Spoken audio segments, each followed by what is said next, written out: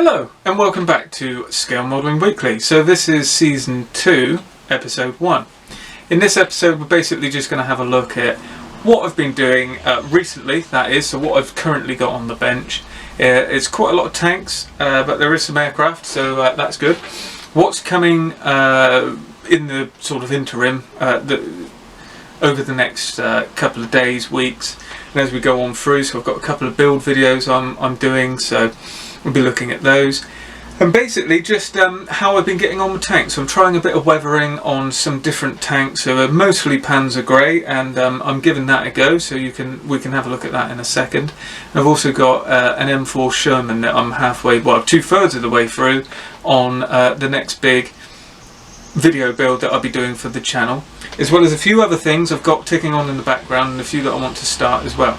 I've also got an aircraft that I'm doing for a buddy build as a sort of long term, well, I say long term, over the next few weeks, hopefully probably get that one out by the end of this month, and if not mid next month. So welcome back to the series, hope you enjoy it, hope you stay tuned. Let's have a look on the bench. Okay, and welcome back to the bench. So as I just mentioned, we're going to have a look at a few things I've had on the go. Eagle-eyed viewers may have noticed there's been a few reviews going up, and I actually did a review of this one not too long ago. And this is the Mini Art. Don't be confused by the running gear. This is a Panzer III, and this is an Aus B, which is one of the initial variants where they were trying to work out the correct running gear that they were going to go with, and the later marks are quite notable with having the 3 idler wheels and the 6 main wheels running along the bottom. But this is much more in line with a Panzer IV. It's almost the same length, and it's quite interesting and very complex. Now, I built this kit over probably about a week, just focusing on this one. Extremely detailed kit. Really great actually. I wasn't going to, because I don't usually, but I decided to actually build the interior of the turret. So you get a nice turret bin there, and a good gun breech. I mean, you get everything you'd really want to see. So I was going to open the doors up because this kit actually comes with a set of crew figures. I've also opened these windows here, which are the sort of gun sight windows and over the machine gun. I don't know what they're not even windows, but they're openings, and opened up one of the vision ports as well. So I'm going to put a loader and a gun aimer and a commander probably in or about the turret, one way or another. So I'm just in the initial phases of this now. I'm not filming this one. We're going to do this one as a sort of post build review, I suppose, sort of a rundown, having a look at what I thought. Now you may notice the tracks. These are metal tracks from Fruli Modellismo. I always struggle with the name. They're the Fruli metal tracks, which everyone knows about. And I already had these set up on an old Panzer IV build, which the Panzer IV got chucked out, but I kept the track. And that's because I found the kit tracks incredibly difficult, if I'm honest. I couldn't get any of them to go together, and I lost patience really, as it wasn't a build. This was a simple way out of it, so I've just added these on. Now I've counted the links and done the amount of links that should be there. I feel as though it's a little bit slack, but then I've tried it with one link out and I don't really know how to go. So they did have a little bit of sag. That's perhaps too much. That's a bit more like the old Soviet sag there, and it gets a lot worse, as you can see. So it's not meant to be quite as much of that, but somewhere along the line I'll sort of work out and get the correct sag. So I'm just in the initial stages now of weathering, and what I've done is put a oil wash of raw umber all along the bottom there, quite heavy and heavily finned as well, to let it all run around the details, and it's starting to do the trick and work into some of the depth. So it's more like a sort of pin wash, panel line wash, all in one, I suppose, not really a sludge wash. And then I've gone in with some of the MIG oil brushes just to give a dab of light colours up and under the track run here. This was with the tracks off I was doing this, it must be said. And then streak that down with some thinners,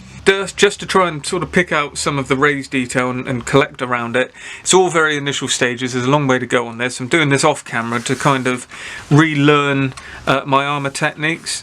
You may not realise if you follow the channel, because I seem to be an aircraft builder, I'm actually an armour builder. That's where my I cut my teeth, that's where I started, that's where my main interest is and knowledge base is. I do know about, I know a little bit about a whole load of tanks, and I know quite a bit about the Panzers, especially some of the, well, it's across all of them really.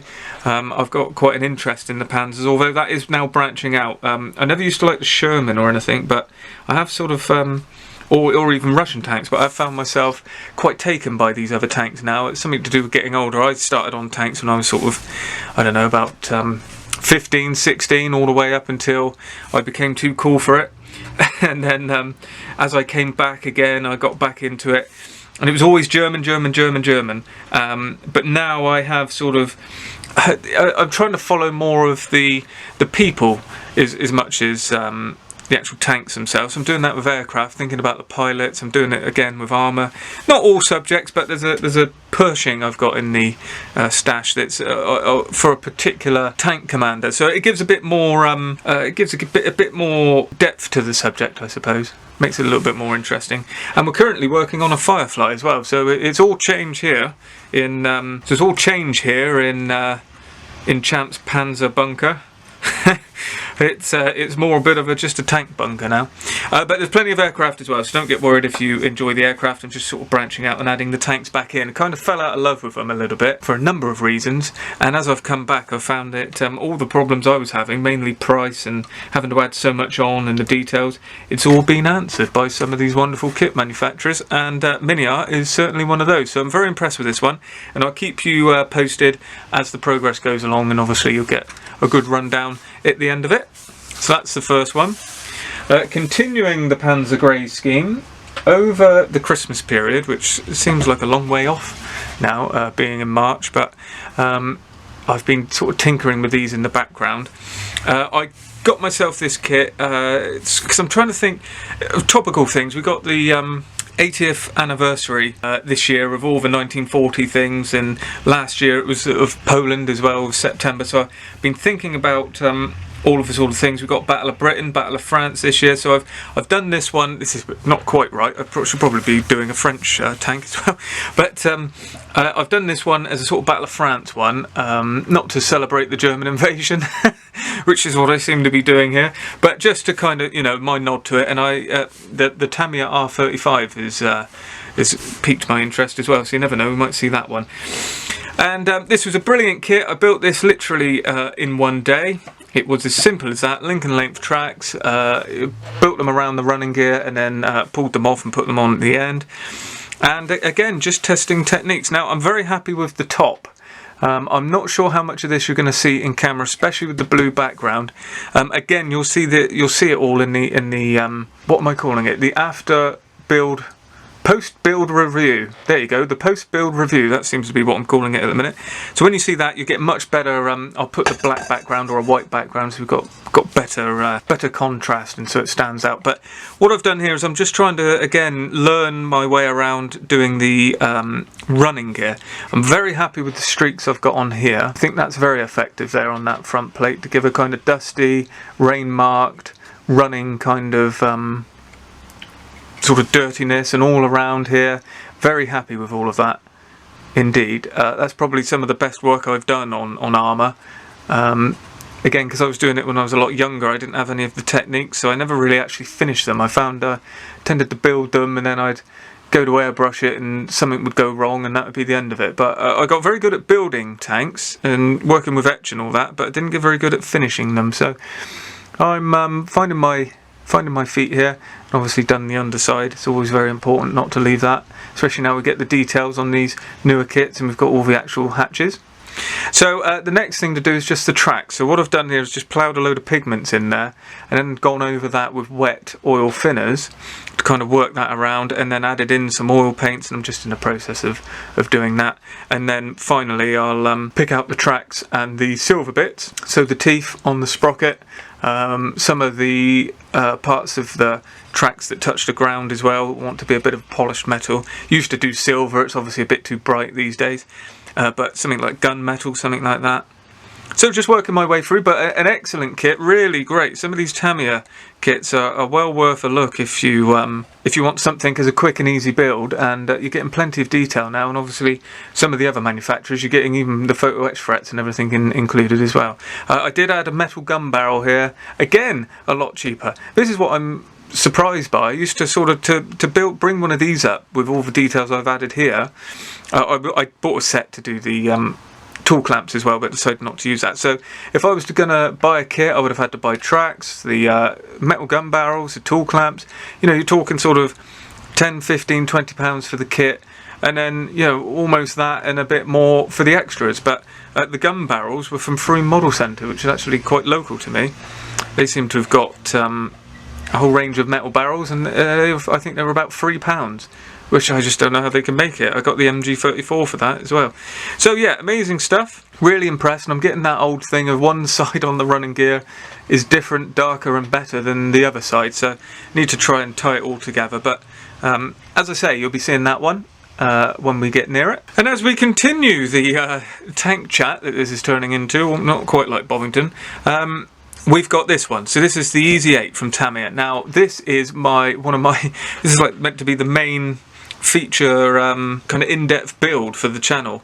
It was meant to go up a long time ago. I started building this in October. I've just got bogged down here, there and everywhere. This is the second attempt at decaling as well. I had an awful time, but we are past the worst of it, and these have been now coated. I've put a varnish over these, so they're coated in. They're the Tamiya decals. I've cut my losses, and we are now able to progress. So I've added a few details on this one, sort of went to town. There's an etch set on here, there's some scratch details. I've used, tried to get some of the replicating the rolled and cast texture as well with Mr. Surfacer, so very happy with that. Painting the wheels, that was a trial in itself to get all of those done and get the tyres painted, but it's all done now. Had to sand all the decals back because I had decals all the way along here, so sanded those back, smoothed it out, repainted it, added the metal light guards as well, which are almost a must on Shermans. These front fenders are photo etch, drilled out along here as well for the side fenders that were very rarely used from what I can tell, but those holes make all the difference, drilling those out. So we're coming along with this one, and I'm actually to push myself over to the edge because it just needs to start the weathering, and I seem to have stalled on it. I'm going to break this one down hopefully into 4 parts, definitely 3. So I'm going to edit over this week the first part of this and then put it up on the channel, and then that forces me, I've got about 2 weeks to get it finished. So there you go, that's the way I'm working at the minute. I think I need that push because I love this build. It was great. It's been a really nice journey up to this stage. So just, you know, it seems a shame not to push on and get over the edge. So that's what I'm going to do, and you'll see all of this. This is an in-depth build, full build video right the way through. So I'll put the first one up, which shows all about putting the photo etch in.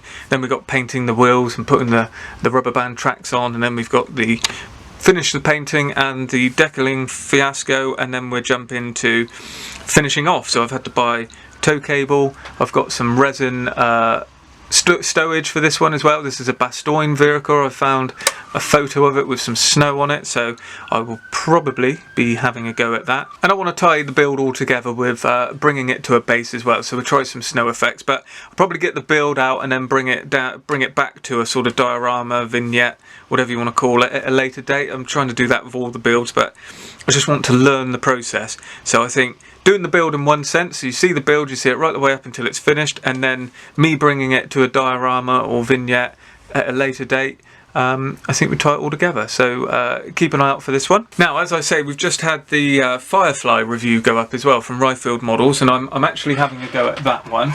Again, doing a full feature build, but I won't get so bogged down in this one because I'm just building it straight out of the box. I'm just going to paint it up, try and add a British, some British tank crew to it. Maybe again pop it on a base at a later date, but just build the tank as is and get through it, so you can kind of see from what I was saying with the review. So I spent nearly an entire day putting these tracks together, and boy oh boy are they kit themselves. And the main issue with them, they're very good, they're obviously nice and workable, as you can see, there's no problem there. The issue is, you get, from what I can see, unless I've missed something, and it's going to come back to bite me, you get one spare, and that is it. And let me tell you, the way that they are put together, you could do with a few more. You could at least do with a run extra. I think they come in runs of 7. So I broke 2, and I had to repair them to actually use them.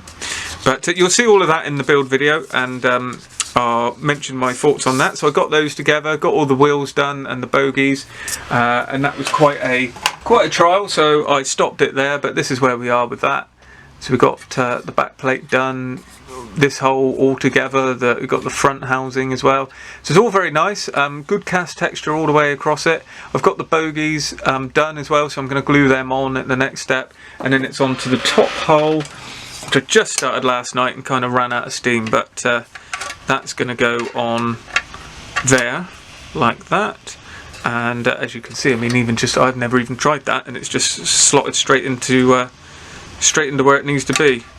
Although I've got some bits I need to take off there, I think, to make it sit flush. But yes, very good. We saw the cast texture in the build, so we won't in the review, so we won't worry too much about it. But it's excellent stuff. It's really nice, and everything is fitted very well so far. Ah, there we go. Right, that's more like it. Come on, Jason. So there we go. Look, very good. Very good join there, actually, for a blind test. Fantastic stuff. So yeah, that one's coming along. Shouldn't be too long before that one's out, actually. I'm just going to plough straight on with it. Like I said, I've even got the paint mixed from the Easy 8. I did a Tamiya mix, added a bit of yellow to the olive drab to kind of make it look a bit better, and then we'll be straight into the painting and weathering on that. So stay tuned for that one. As I say, that's my pledge as I do these reviews, certainly on the big kits. I'm trying to actually see them through as well. And for those of you who follow the channel, you'll know I don't usually build tanks, and I often build aircraft, and I build aircraft of a particular subject as well. And rest assured, there is a Spanish Civil War subject coming, and a very interesting one as well. So this is the resin Farman, which has been on the go in the background here. I'm getting terrible glare from this, so we'll scrap that idea, but this is the scheme I'm going to do, this Nationalist one, which is all over white, and then everything else is all the colours brought from the decal sheet. And where I am with that is actually a lot further ahead than you may think. So here we are. We've got the top wing on. I'm just starting to do the struts. Last night I put the front sort of landing gear struts and all of that together. Which it went very well. I've had to drill out some holes and use a bit of wire just because it's either a little bit too short or a little bit too long, but it's, you know, all normal stuff. This is a resin model, a very expensive resin model, 1/72 Farman F190, and it is from SBS Models, as I said. You've got extremely thin there on the trailing edge. Very nice model. Really no problems getting it to this point. We've got clear resin all the way through for the windows and around the cockpit. So I'm going to finish off these struts, a few bits of photo etch parts to go on, and then it's all about the engine, which is a model in itself. Lovely little thing. Not filming this as a build. This is just for me, really, to have a really nice kit on in the background, which has been a joy every time I've turned to it, I must admit. And it's just sort of an hour here and there, and like, you know, the next thing would be adding a few struts and then call it there, no pressure. And it's nice to have it. Looks very much like a moth to me as well. I don't know what it is about it, but it's just got that look to it. So again, we'll do a post-build review of this one when it's ready. Should be simple. We've only got to just build it, paint it white, add the decals, and pop the engine on with the exhaust at the end. So very enjoyable thing there. Nice to see. And lastly, we've got one more aircraft on the go floating in the background, and that is the Tamiya Spitfire Mark 5B, which is this one, and it's the Trop version. And the reason I'm building this one is this is a buddy build for a couple of friends. We're in a group, and to keep ourselves sane, we decided to do some buddy builds this year, just to keep ourselves motivated. And that's with Tim Hedworth, who's Tim Scale Modelling, and Paddy who has no internet presence, it seems, so I can't shout out a channel, a page, or nothing. Sort it out, Paddy, come on. So there we go, but I've mentioned Tim's Scale Modelling, and quite a few of you went over there, so I'm very grateful for that. He's jumped up in the subscribers, so if you didn't see that, there's a link to his channel down below, well worth checking out. That Gloucester Gladiator build that he's just done is very nice, and you'll obviously see updates on this one as well. So we're building this together. I'm filming mine. I don't think Tim's filming his, and as I say, Paddy, well, you know, I'll have to share some pictures of his on my build, I think, towards the end. But I'm just doing this in the background again, that's what it's meant to be. So one evening's work was getting it to this stage, and I've got to show you this. It's just fabulous. This is 1990s tooling, and the wing root join is just incredible. Now, I assure you that when you get it all together, it still is sharp as this, but it slots right in there, and that's what you get. It's actually better than that when all's together. I haven't lined something up here, but believe me, that's really very good on both sides. And you get the clip wing option for this one, as well as there you go, that's better. That one's pushed it over, so once it's all clamped in, I haven't got it quite right. There you go. You see that? That is quite something. 1990s this was tooled. I mean, that's just fabulous. What do you expect, Tamiya? I mean, you know, it's it's really great. I was a bit worried about the decals as we were looking at this kit, so I went and got an extra set of decals, and I'll be doing an American spit, which is that one. Quite a famous one, quite well known. The skull on the side, and that's the top one. This is our 5C and we're doing a 5B. So yeah, all the parts are done, everything's painted. I've just got to do the kind of detail painting and start some of the weathering, which, as I said, I don't want to actually rush, so this is just ticking along in the background, but I am filming it and it should be out. The idea is that we get this finished sort of going into the end of this month, which is March, so we'll see how we go. No pressure, but as soon as it's done, you will see the build video. That's something else to look forward to. So there we go, that marks the return of Scale Modelling Weekly, and that's season 2. So as I said, this is basically a roundup of what's on in the background, what's to come, basically where I've been. And we've had a few builds out obviously in that time as well. So I've got some ideas going forward. I'm actually filming a few of these just to get ahead of myself to make sure I've got them in the bag. So I think I'm in two minds whether to let this season run up to sort of episode 5 and call it there. I think you remember if you watched the first season. If you didn't, there's a link to the playlist down below for season 1, and in there we ran on to 10 seasons, and I was saying halfway through we might go to 5, might go to 10. So we'll just see how this one goes on as well. I'm sort of making a commitment to 5.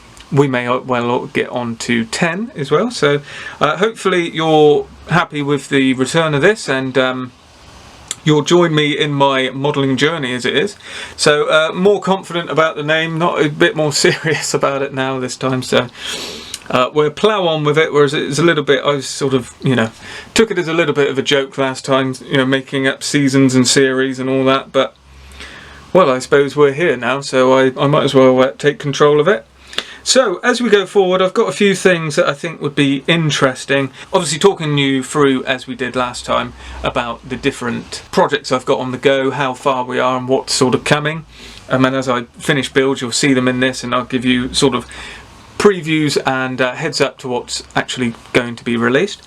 But I thought for the next episode I'd look at some of the future projects, some of my big projects. Now I've got some short run kits that I want to do in 1/48 scale, and they're bombers, and I want to have them ready for Telford. So obviously we're in March, Telford's in November, so I like to plan ahead, and I thought next time we could just have a look at what goes into the planning of some of these big subjects for me. So I'll be looking at those, talking to you about the sort of things I think about, as in what I want to get as far as extras and all of that sort of thing, and then what they're all aftermarket decals, or I've got to actually print my own marking, so there's a bit that goes into that as well. So hopefully that'll be of interest. And as we run through, I've got some ideas on talking about resin kits and short run kits, figure painting, bases and dioramas as well, where I mentioned with some of these I want to actually add them to bases. We could have a look at that. It's kind of learning together really, and much like we did in the last season. So